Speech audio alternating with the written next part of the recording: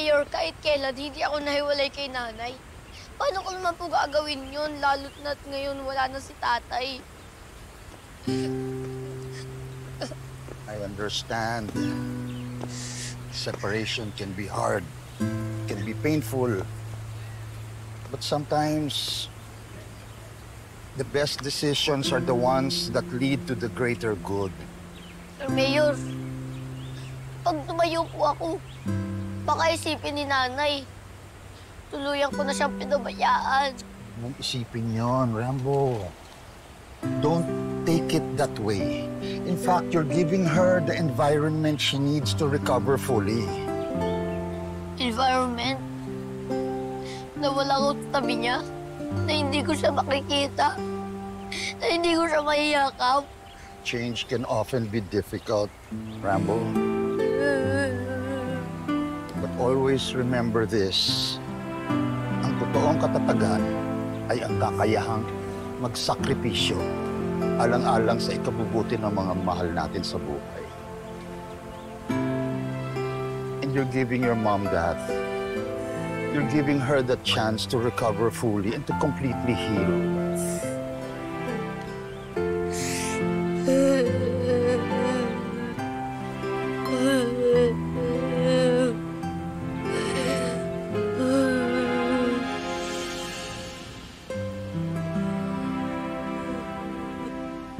Wala na si tatay. Kakayanin din kaya natin wala na si kuya? Aminin ko, ate. Hindi. Pero paano na si nanay? Kuya, susundin mo ba yung advice ni Doc? Hiwalay ka na sa amin ni nanay? Huwag na kayo umiyak. Ganun talaga. Kailangan kong lumayo para gumaling na si nanay. Pero, advice lang naman yun ni Doc, di ba? Sigurado ko, meron pa ibang paraan.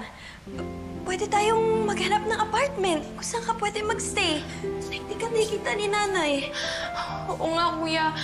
Gagawa tayo ng schedule para pag nagpapahinga si nanay, pwede ka namin makasama. I'm sure mag-work yun. Alam niyo, para lang ako nakipagtugon kay nanay. Pero, doon tayo sa shore. Maging stricto tayo para gumaling na agad si nanay. Pero kuya, hindi namin kaya nang wala ka. Oo, kuya, kapag kailangan ka namin. Hirap-hirap naman ang gusto mong mangyari. Mahirap talaga.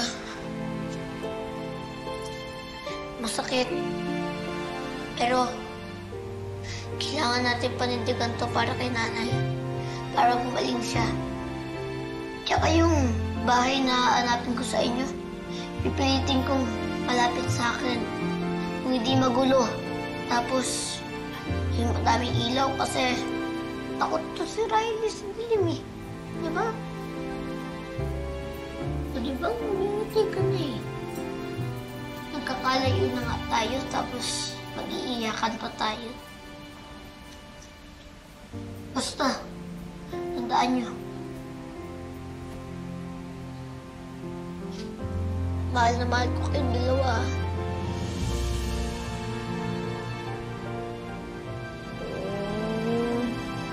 Riley, saan na kayo mga anak ko? Sige na. Umiti na kayo. Lagi dapat kayo nakangiti para umiti na ulit si nanay. Sige na. Hey!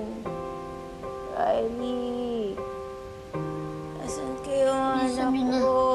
Baka mag-alala na si nanay. Asan na kayo mga Sige anak na. ko? Sige na, Riley. Sige na. Pumasok na kayo doon. Nag-alala na yung si nanay para sa inyo. Huwag kang maniniwala sa sabi-sabi na hindi mo kakayanin.